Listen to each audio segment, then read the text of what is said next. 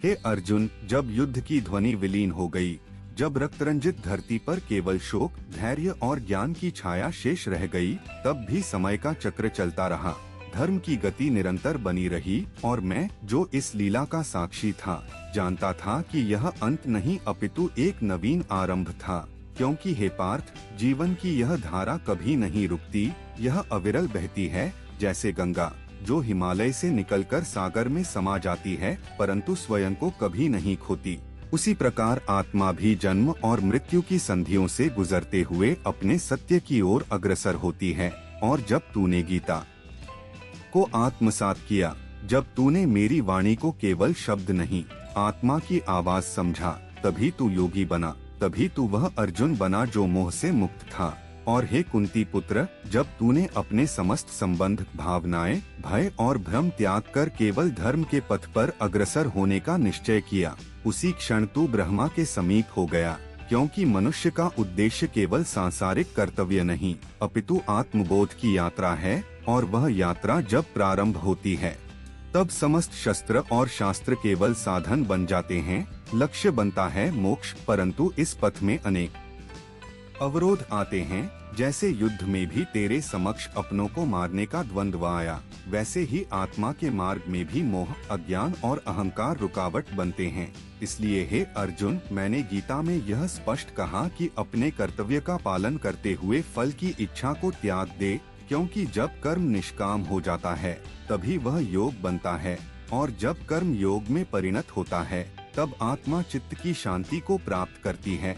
और हे पार्थ, जिस द्वारका को मैंने अपने हस्तों से सजाया, जो कभी समुद्र की लहरों पर भी अडिग खड़ी थी, वही द्वारका अब अपने अंत की ओर थी। क्योंकि जो इस पृथ्वी पर प्रकट होता है उसका एक दिन अंत निश्चित है, चाहे वह नगर हो, शरीर हो या सत्ता। केवल आत्मा और उसका ज्ञान शाश्वत है। आत्म जब यादवों में घमंड, मद और आपसी वैमनस्य बढ़ा, तब मैंने भी यह निश्चय किया कि अब लीला को विराम देना है। और हे धनंजय, जान ले कि मेरी मृत्यु भी इस जगत के लिए एक उपदेश बन गई। क्योंकि जब मैंने बाण के रूप में अपने शरीर को त्यागा, तब भी यह नहीं कि मैं नष्ट हुआ, बल्कि केवल अपनी स्थूल देह का परित्याग कर सूक्ष्म रूप में ब्रह्मा से एकाकार हो गया। क्योंकि हे अर्जुन, जो मुझ में विश्वास रखते हैं, जो मेरे नाम का स्मरण करते हैं, वे यह जानते हैं कि मैं कभी भी शरीर तक सीमित नहीं रहा। मैं सदा आत्मा, ज्ञान और प्रेम के रूप में सब में विद्यमान हूँ, और मेरी यही लीला युगों युगों तक जीवों को प्रेरणा देती रहेगी।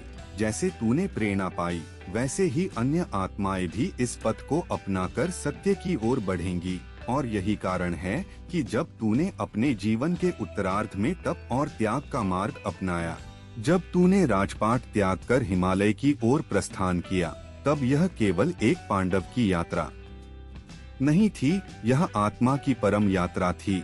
और हे पांडवश्रेष्ठ, जब तूने एक एक करके अपने भ्राताओं को गिरते देखा, तब भी तू अडिग रहा, क्योंकि तू अब समझ चुका था कि जो गिरता है वह केवल शरीर है, आत्मा तो सदा ऊपर उठती है। और युधिष्ठिर, जो सत्य का प्रतिरूप था, वही अंत में स्वर्ग तक पहुँचने वाला बना। और यही सत्य है कि धर्म सदा विजयी होता है, भले ही वह किसी युद्ध में हो या जीवन के किसी मोड़ पर। हे अर्जुन, अब जब मैं तुझसे अंतिम वाणी कह रहा हूँ, तब मैं यह चाहता हूँ कि तू आने वाले युगों में इस ज्ञान को फैलाने का कारण बने। तू वह दीपक बने जो अंधकार में उजाला करे, तू वह गाथा बने जिसे बच्चे बच्चे की स्मृति में स्थान मिले। क्योंकि जिस क्षण तूने रणभूमि में अपना गांडीव उठाया, उस क्षण तू केवल योद्धा नहीं, ज्ञान का वाहक बन गया था। और यह ज्ञान वही है जो अब कलयुग के संत, ऋषि, मुनि और भक्त अपनाएंगे। वही ज्ञान जो संत तुकाराम, मीरा, कबीर, तुलसी और अन्य संतों को ब्रह्मा से जोड़ता है। और हे अर्जुन, यह भी जान ले कि जब जब पृथ्वी पर अधर्म बढ़ेगा, जब जब लोग धर्म को भूलकर अपने स्वार्थ में लिप्त होंगे, तब तब मैं किसी न किसी रूप में प्रकट होऊंगा। क्योंकि मेरी यह प्रतिज्ञा है, परित्राणाय साधूना विनाशाय च दुष्कृताम धर्म संस्थापनार्थाय संभवामि युगे युगे।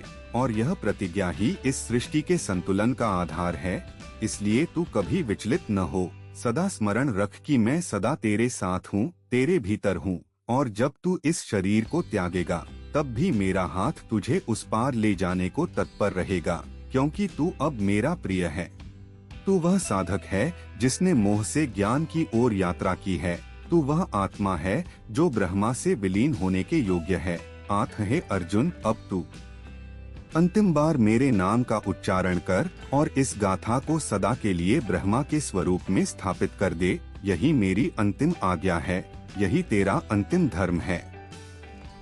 हे अर्जुन, जब द्वापर युग की महागाथा अपने अंतिम अध्याय की ओर बढ़ने लगी, जब युद्ध, राज्याभिषेक, ज्ञान और त्याग की सभी लीलाएं पूर्ण हो चुकी, तब एक ऐसा क्षण आया जहां मनुष्य जीवन की क्षणभंगुरता और आत्मा की स्थायित्वता स्पष्ट रूप से प्रत्यक्ष हुई। क्योंकि यद्यपि पांडवों ने राज्य प्राप्त कर लिया था, परंतु वह वैभव, वह सिंहासन, वह साम्राज्य अब उन्हें मोहग्रस्त नहीं कर पा रहा था। उन्होंने देख लिया था कि संसार की सारी उपलब्धियां भी मृत्यु की एक आहट से व्यर्थ हो जाती हैं, जैसे एक महल बालू पर बना हो और लहरें उसे बहा ले जाए। और जब युधिष्ठिर को यह आभास हुआ कि अब उनका कर्तव्य पूर्ण हो चुका है, अब जीवन की अंतिम सीढ़ी संन्यास और आत्मा की मुक्ति पर चढ़ने का समय आ गया है, तब उन्होंने अपने भाइयों के साथ एकमत होकर समस्त राज्य का भार परीक्षित को सौंपा और स्वयं महान हिमालय की ओर प्रस्थान कर गए। हे पार्थ, यह यात्रा केवल पर्वतारोहण नहीं थी, यह आत्मा की उस परम यात्रा का प्रतीक थी जहाँ शरीर, रिश्ते, भूख, प्यास, अभिमान, गौरव सब पीछे छूट जाते हैं और केवल सत्य, केवल निर्वाण का लक्ष्य शेष रह जाता है। और जब भी कोई जीव सच्चे भाव से उस परम सत्य की ओर अग्रसर होता है, तब प्रकृति स्वयं मार्ग बना देती है, देवता पुष्प वर्षा करते हैं और स्वयं काल भी श्रद्धा से मौन हो जाता है। क्योंकि आत्मा जब अपने मूल की ओर लौटती है तो वह एक योद्धा से ब्रह्मज्ञानी बन जाती है। और ऐसा ही हुआ जब युधिष्ठिर, भीम, अर्जुन, नकुल और सहदेव एक एक कर उस कठिन मार्ग पर आगे बढ़े। प्रत्येक का पतन उनके किसी न किसी बंधन का प्रतीक था। द्रौपदी पहले गिरी क्योंकि उसमें गर्व शेष था कि वह सबसे अधिक प्रिय है, फिर सहदेव जो अपने ज्ञान पर अभिमान करता था, फिर नकुल जिसे अपने रूप पर गर्व था, फिर अर्जुन जो अपने पराक्रम को सर्वोच्च मानता था, फिर भीम जिसे अपनी शक्ति पर अत्यधिक विश्वास था, और अंत में केवल युधिष्ठिर बचे क्योंकि वह धर्म स्वरूप थे। उनमें न तो मोह था, न ही अभिमान, और यही कारण था कि जब धर्मराज स्वर्ग के द्वार पर पहुँचे तो देवदूतों ने उन्हें विमान में चढ़ने का निमंत्रण दिया, परंतु उन्होंने पहले उस कुत्ते के लिए आग्रह किया जो उनकी यात्रा में उनके साथ रहा था। और तब स्वयं धर्म ने अपने वास्तविक रूप में प्रकट होकर युधिष्ठिर की परीक्षा पूर्ण घोषित की, क्योंकि सच्चा धर्म वह होता है जिसमें करुणा हो, त्याग हो, समता हो और सबसे बढ़कर निष्कपटता हो। और हे अर्जुन, जब युधिष्ठिर स्वर्ग पहुँचे तब वहाँ की दिव्यता देखकर भी उनके मन में प्रश्न जागा। जब उन्होंने अपने भाइयों और द्रौपदी को वहाँ नहीं पाया और दुर्योधन जैसे आत्मा को स्वर्ग में देखा, तब वे विचलित हुए, परंतु उन्हें तब ज्ञात हुआ कि स्वर्ग और नरक की लीला केवल आत्मा की चेतना को परखने के लिए होती है, और अंतः सत्य, धर्म और प्रेम की विजय ही सच्चा स्वर्ग है। और हे पार्थ, यह संपूर्ण यात्रा युद्ध से लेकर वानप्रस्थ, राज सिंहासन से लेकर हिमालय की बर्फीली चोटी तक केवल आत्मा के शुद्धिकरण की प्रक्रिया है। जैसे सोना अग्नि में तपकर ही कुंदन बनता है, वैसे ही आत्मा भी कष्टों, मोह, युद्ध और त्याग की अग्नि में तपकर ही ब्रह्मा से एकाकार होती है। और तू जो इस गाथा का साक्षी रहा, जिसने मेरे साथ युद्ध भूमि में खड़ा होकर जीवन और मृत्यु के रहस्य को समझा, तू वह योगी है जो अब इस ज्ञान को युगों तक पहुंचाएगा। और मैं तुझसे कहता हूँ कि जब जब कोई साधक अपने जीवन में संकट का सामना करेगा, जब उसे धर्म और अधर्म के बीच चुनाव करना होगा, जब वह मोह से मुक्त होकर सत्य की ओर बढ़ना चाहेगा, तब यह महाभारत, यह गाथा, यह गीत, यह स्मृति उसकी दीपशिखा बनकर मार्ग दिखाएगी। क्योंकि यह केवल एक कथा नहीं, यह जीवन के हर पहलू का प्रतीक है। और हे अर्जुन, अब जब तू स्वयं इस गाथा को पूर्ण करने की ओर बढ़ रहा है, जब तू एक एक करके अपने जीवन के अंतिम चरणों में प्रवेश कर रहा है, तब भी जान ले कि मैं सदा तेरे साथ हूँ। तेरे अंतर्मन में, तेरी स्मृति में, तेरे श्वास में, और जब तू इस शरीर को त्यागेगा तब मैं स्वयं तुझे अपने स्वरूप में समाहित कर लूंगा, क्योंकि तू अब केवल अर्जुन नहीं, तू वह आत्मा है जो पूर्णता को प्राप्त कर चुकी है। और यही महाभारत की अंतिम शिक्षा है कि हर युद्ध केवल बाह्य नहीं होता। सबसे बड़ा युद्ध मनुष्य अपने भीतर लड़ता है, अपने मोह, वासनाओं, भय और भ्रम से। और जब वह उस युद्ध में विजय प्राप्त करता है तब वह ब्रह्मा को प्राप्त करता है। हे पार्थ, जब समय की रेखा अंतहीन प्रतीत होती है और युगों की गाथाएं स्मृति बनकर शून्य में विलीन हो जाती हैं, तब भी कुछ चरित्र, कुछ वाणी, कुछ युद्ध और कुछ प्रेम ऐसे होते हैं जो केवल इतिहास नहीं रहते बल्कि शाश्वत चेतना में जीवित रहते हैं। और महाभारत उन अमर काव्यों में से है जो न केवल भूमि पर लड़े गए युद्ध का आख्यान है, बल्कि यह हर जीव के भीतर चल रहे उस सतत संघर्ष का प्रतीक है जिसमें वह अधर्म के आकर्षण और धर्म के आह्वान के बीच डगमगाता रहता है। और हे अर्जुन, जब धर्मराज युधिष्ठिर ब्रह्मलोक की ओर अग्रसर हुए और उनकी आत्मा परम गति को प्राप्त हुई, तब उन्होंने एक गहरी दृष्टि से पृथ्वी की ओर देखा, जहां अभी भी मनुष्य मोह, लोभ, स्वार्थ और अज्ञान से घिरे हुए जीवन व्यतीत कर रहे थे। और वहां से उन्होंने देखा कि परीक्षित, जो अर्जुन के वंशज थे, अपने शासन में धर्म की स्थापना हेतु प्रयासरत थे। किंतु समय का चक्र सदा एक सा नहीं रहता, और जैसे ही कलयुग का आगमन हुआ, धरती पर धर्म के 4 खंभों में से 3 लड़खड़ाने लगे, सत्य, करुणा और संयम, और केवल एक खंभा, दया, शेष रह गया, जिसे कलयुग की हलचलें भी डिगा न सकी। परंतु हे धनंजय, जब कलयुग ने अपने प्रभाव से मनुष्यों के चित्त को भ्रमित करना प्रारंभ किया, जब पाप ने पुण्य का वेश धारण कर लिया, जब लोभ ने नीति का मुखौटा पहन लिया, तब यह आवश्यक हो गया कि कोई ऐसा ज्ञान, कोई ऐसा शास्त्र, कोई ऐसा स्मरणशील ग्रंथ हो जो युगों युगों तक लोगों को सच्चे धर्म का मार्ग दिखा सके। और तब व्यासदेव, जिनका तेज और तप स्वयं ब्रह्मा की प्रेरणा से अनुप्राणित था, उन्होंने संपूर्ण महाभारत को शब्दों में पिरोया, न केवल एक युद्ध के वर्णन के रूप में, अपितु उस आत्मिक संघर्ष के रूप में जिसे हर व्यक्ति अपने जीवन में अनुभव करता है। और हे कुरुनंदन, जब गणेश जी ने उसे लिपिबद्ध किया, तब शर्त थी कि वे तभी लेखन करेंगे जब व्यास निरंतर बोलते रहेंगे। और इस कारण व्यासदेव ने कुछ श्लोक इतने गूढ़ अर्थों में कहे कि गणेश को उनका अर्थ समझने में क्षण भर रुके रहना पड़ा, और उस क्षण में वे अगला श्लोक तैयार करते चले गए। इसी कारण यह ग्रंथ केवल एक आख्यान नहीं, अपितु ब्रह्मज्ञान का भंडार बन गया, जिसमें नीति शास्त्र, धर्म शास्त्र, समाज शास्त्र, दर्शन और कर्मयोग के सभी रंग समाहित हैं। और हे अर्जुन, उस महागाथा का हृदय स्थल तू स्वयं है, क्योंकि यदि तेरा संशय न होता तो गीता का प्राकट्य भी न होता, और यदि गीता न होती तो युगों तक मनुष्य यह न जान पाता कि अपने कर्म को कैसे किया जाए, अपने धर्म को कैसे समझा जाए, और अपने मन को कैसे वश में किया जाए। और मैं, जो उस युद्ध भूमि में तेरा सारथी बना, वास्तव में उसी आत्मा का प्रतिनिधि हूँ जो हर साधक के हृदय में छिपा होता है, कभी प्रेरणा बनकर, कभी शंका का समाधान बनकर, और कभी उस मौन मुस्कान के रूप में जो तू संकट में अनुभव करता है। और जब कलयुग ने मनुष्यों को दुविधा में डालना शुरू किया, जब देवताओं की स्तुति करने की परंपरा शुष्क औपचारिकता बन गई, जब वेदों का उच्चारण केवल यंत्रवत होने लगा और उसकी आत्मा खोने लगी, तब महाभारत और गीता ने आम जन को वह ज्ञान दिया जो पूर्व में केवल ऋषियों के लिए आरक्षित था। और इस प्रकार यह ग्रंथ केवल एक कथा नहीं रहा, यह बन गया जनमानस का दर्पण, जहां हर मनुष्य अपने जीवन की पीड़ा, प्रश्न और समाधान देख सकता है। और हे अर्जुन, जैसे जैसे युग आगे बढ़ते गए, रामायण और महाभारत 2 स्तंभों की भांति भारतीय संस्कृति के मंदिर को थामे रहे। एक ने मर्यादा की प्रतिष्ठा की, दूसरे ने धर्म की गहराई को उजागर किया।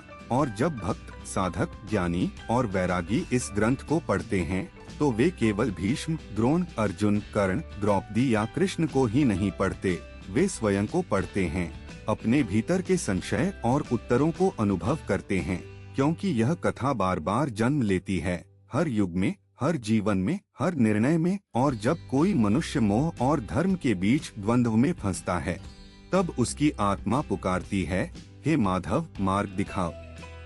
और तब मैं वहाँ होता हूँ उसकी अंतरात्मा में, उसे स्मरण दिलाने कि कर्म करो, फल की चिंता मत करो। और यही महाभारत का मूल है, यही उसकी अमरता का रहस्य है। और यही कारण है कि युग बीतते रहें, समय का प्रवाह बदलता रहे, सभ्यताएं उगें और मिटें, लेकिन जब तक मनुष्य अपने भीतर संघर्ष करता रहेगा, महाभारत जीवित रहेगा। क्योंकि यह केवल एक ग्रंथ नहीं, यह उस ब्रह्मा की वाणी है जो हर युग में नए स्वरूप में, नए संदर्भ में, परंतु उसी शाश्वत सत्य के साथ अवतरित होती है।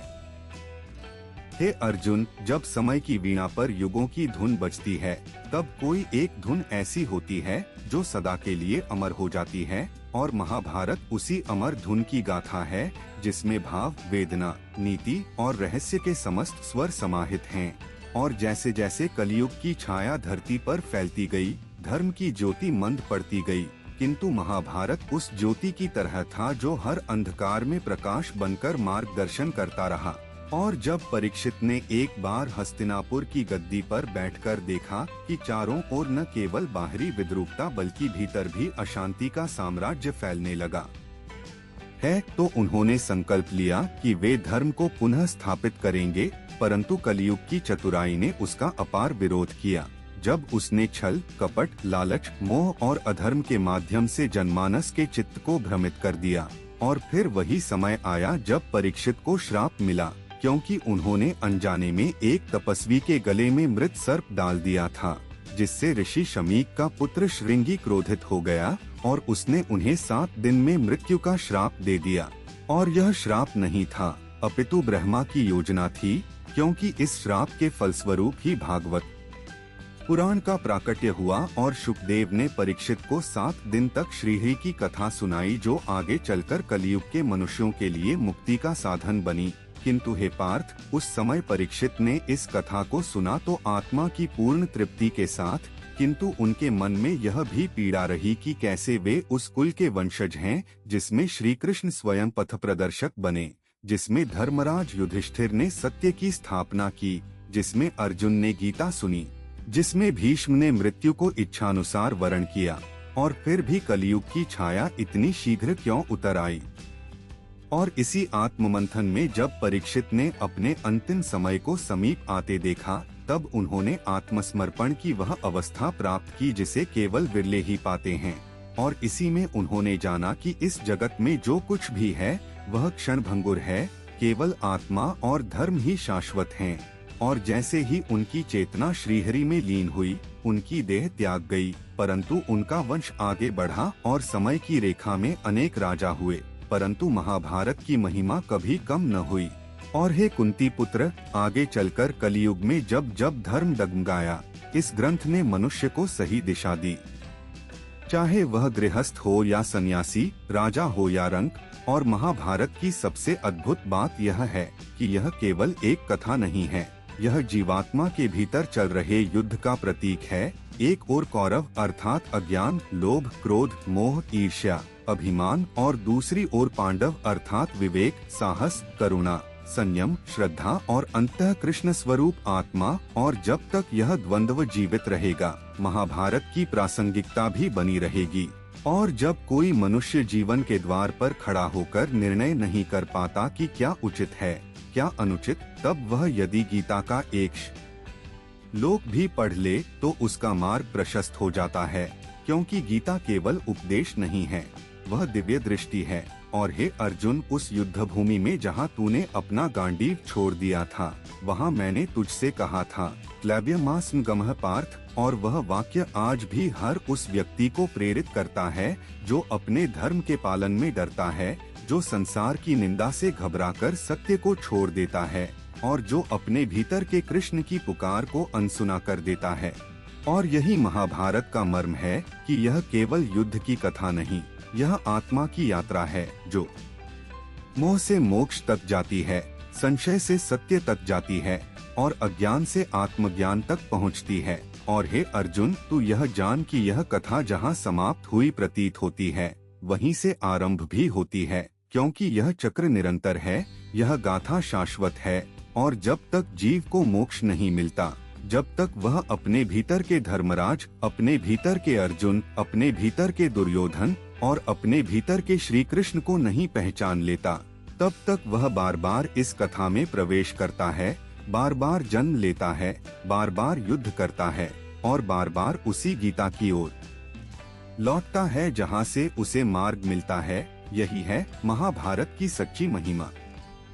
हे अर्जुन, जब राजा परीक्षित लोक से प्रयाण कर ब्रह्मा को प्राप्त हुए, तब पृथ्वी का शासन उनके पुत्र जन्मेजय के हाथों में आया, जो तेजस्वी, बुद्धिमान और धर्मनिष्ठ थे, किंतु हृदय में अपने पिता की मृत्यु का कारण बने नागों के प्रति क्रोध अग्नि की तरह जल रहा था, और यह क्रोध ही उन्हें उस अद्भुत प्रसंग की ओर ले गया जिसे नाग यज्ञ के नाम से जाना जाता है, जहां उन्होंने यह प्रतिज्ञा ली कि वे सारे नागों का विनाश करेंगे।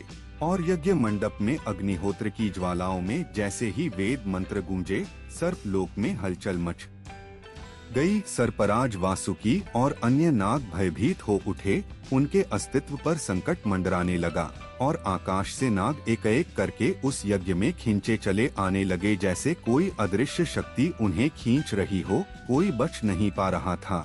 तभी आस्तिक नामक एक ब्राह्मण बालक, जिसकी माता एक नाग कन्या थी और पिता एक ऋषि, वह संतुलन का प्रतीक बनकर यज्ञ मंडप में आया और अपनी वाणी के माध्यम से जन्मेजय को धर्म का स्मरण कराया। उन्हें यह बताया कि प्रतिशोध कभी धर्म का मार्ग नहीं होता और न ही समूची जातियों को विनाश की ओर धकेलना नीति का अंग है। और जन्मेजय, जो एक वीर था परंतु साथ ही धर्मज्ञ भी था, उसने आस्तिक की बातों को सुना और यज्ञ को तत्काल रोक दिया, जिससे शेष नाग जाति का विनाश टल गया। और यह घटना यह सिद्ध करती है, हे पार्थ, कि क्रोध से जब विवेक टकराता है तब धर्म की विजय होती है, और जब विवेक आत्मा से जुड़ता है तब वह लोक मंगल का कारण बनता है। यही है संतुलन, यही है धर्म का मर्म। और इसके बाद जन्मेजय ने भी अपनी आत्मचेतना को ऊर्ध्वगामी किया। वे ऋषियों के संग में रहे, यज्ञों, दानों और धर्म वृत्तियों में रत रहे और अपने पूर्वजों की कीर्ति को आगे बढ़ाया। परंतु हे धनंजय, क्या तू जानता है कि महाभारत की कथा वहीं समाप्त नहीं हुई? वह तो वहां से उस अवस्था में प्रविष्ट हुई जहां उसका सार जनमानस में प्रसारित होना था। और यह कार्य किया उग्रश्रवस सूत ने, जो नैमिषारण्य में ऋषियों को यह गाथा सुना रहे थे। और यह वही स्थल था जहां एकत्र होकर शौनकादि ऋषियों ने युग की चिंताओं पर मंथन किया था। और तब उग्रश्रवस ने महाभारत की वही कथा सुनाई जो वैशंपायन ने जन्मेजय को सुनाई थी। और वैशंपायन को वह ज्ञान स्वयं व्यास मुनि ने दिया था, जो महाभारत के अमर कर्ता थे। और व्यास कोई साधारण मुनि नहीं थे, वे वेदों के विभाजक, महाज्ञानी और स्वयं विष्णु के अंश थे, जिन्होंने उस युद्ध के प्रत्येक प्रसंग को न केवल देखा बल्कि आत्मा से अनुभव किया और फिर उसे श्लोकों में उतारा, ताकि आने वाली पीढ़ियां सत्य, नीति और धर्म का भेद जान सकें। और हे पार्थ, यह भी जान ले कि उस समय जब व्यास ने यह महागाथा रचनी चाहिए, तो उनके मन में यह विचार आया कि इस अमर रचना को कौन लिपिबद्ध करे। और तभी उन्होंने ब्रह्मा से अनुरोध किया और स्वयं गणपति को आमंत्रित किया, जिन्होंने एक शर्त पर लेखन स्वीकार किया कि व्यास को बिना रुके कथन करना होगा। और व्यास ने भी एक शर्त रखी कि गणेश केवल वही श्लोक लिखेंगे जिनका अर्थ वे समझ सकें। और इस प्रकार यह रचना प्रारंभ हुई, जहां व्यास ने गूढ़ तत्वों को भी सम्मिलित किया, जिससे उन्हें समय मिले और गणेश रुके रहें। और इसी विलक्षण समन्वय से यह ग्रंथ अस्तित्व में आया, जिसे आज हम महाभारत के नाम से जानते हैं। और हे अर्जुन, क्या तू जानता है कि यह ग्रंथ केवल युद्ध की गाथा नहीं, यह तो समूचे मानव जीवन का दर्पण है, जिसमें नीति, राजनीति, समाजशास्त्र, धर्म, अधर्म, वेदांत, दर्शन, योग, भक्ति, कर्म और आत्मज्ञान के समस्त स्वर संग्रहित हैं। और यही कारण है कि इसे पंचम वेद कहा गया, क्योंकि इसकी व्यापकता और गहराई ऐसी है कि कोई भी मनुष्य, चाहे वह गृहस्थ हो या सन्यासी, राजा हो या सेवक, इसे पढ़कर अपने जीवन को दिशा दे सकता है। और हे धनुर्धर, महाभारत के भीतर गीता वह रत्न है जो स्वयं ब्रह्म स्वरूप है, जिसमें मैंने तुझसे समस्त योगों का सार कहा, कर्मयोग, ज्ञान योग, भक्ति योग, और जो केवल तुझ तक सीमित नहीं था, वह तो उन समस्त आत्माओं के लिए था जो मोह, माया, संशय और द्वंद्व में फंसी हुई हैं और उन्हें मार्ग चाहिए, प्रकाश चाहिए, उद्धार चाहिए। और जब कोई इस ग्रंथ को पढ़ता है तब वह केवल कथाओं का रस नहीं लेता, वह आत्मा के स्तर पर परिवर्तन अनुभव करता है। और जब अंततः वह यह समझ लेता है कि प्रत्येक पात्र उसके भीतर है, दुर्योधन उसकी वासना है, भीष्म उसका धर्मद्वंद्व है, कर्ण उसका आत्मगौरव है, अर्जुन उसका संदेह है और श्री कृष्ण उसका अंतरात्मा, तब वह साक्षात अनुभव करता है कि यह केवल ग्रंथ नहीं, यह जीवात्मा की यात्रा है ब्रह्मा की ओर, और यही है महाभारत की महिमा।